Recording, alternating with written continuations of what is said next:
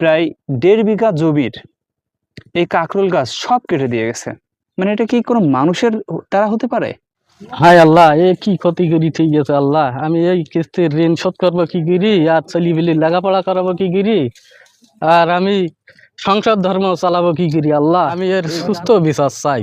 আমি দেখেন, আপনারা দেখেন কি ক্ষতি করি ঠিক আছে, একদম সব শেষ করি ঠিক আছে। আমার এই কাকরোল গাছ কেটে ঠিক আছে, আমার ছেলে লেখাপড়া করছে, এর খরচ দেবো কিভাবে, আর আমি এই কিস্তির টাকা আমি কোত্থেকে দেবো, আমি সেই চিন্তা করছি। আমার কোনো বাঁচার লাইন নাই, আর আমি ছেলেপিলির কি খাওয়াবো আল্লাহ, তুমি আবার মুক্তি করো আল্লাহ। এ আমার কি ক্ষতি করি ঠিক গেল আল্লাহ, তুমি এর বিচার, সুস্থ বিচার করো আল্লাহ।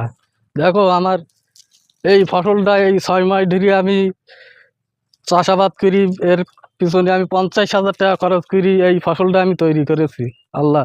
শয়তানেরা এসে এই আমার কাকরোল গাছগুলো কেটে একদম সব নষ্ট করে দিয়ে গেছে আল্লাহ। আল্লাহ তুমি এর সুস্থ বিচার করি আল্লাহ। এই যে দেখছেন, এইগুলা হলো এই যে কাকরোল আছে, এই যে গোড়া থেকে কেটে দিয়ে গেছে একবারে। এভাবে না 3 জন কৃষকের স্বপ্নের ফসলগুলো অজ্ঞাত ব্যক্তিরা একবারে গাছ থেকে কেটে ধ্বংস করে দিয়ে গেছে। অনেক শত্রু অনেক দেখেছে এই অবলা জড়ো এই গাছপালার সাথে ফসল যা দিয়ে মানুষের আহার হবে।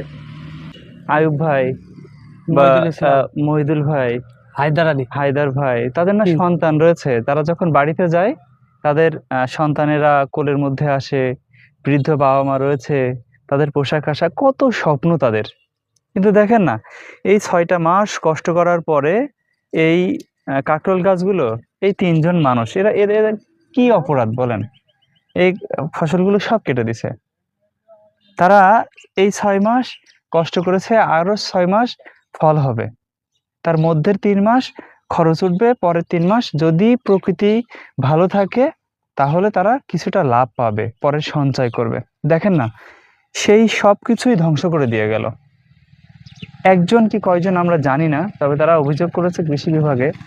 আমি প্রশাসনের কাছে আমি বলতে চাই আল্লাহ, এই বিচার যেন আমি সুস্থভাবে পাই, প্রশাসন যেন আমার সেই ব্যবস্থাই করে দেয় আল্লাহ, তুমি এর সুস্থ বিচার করো। কতটা কষ্ট করলে এরকম ফসল ফলানো যায়, আর সবকিছু না ধ্বংস করে দিয়ে গেল। এরকম শত্রুতা না করতে নেই, কারণ এই ব্যক্তিটার একবারে জীবন্ত অবস্থায় হত্যা করে দিয়ে গেল।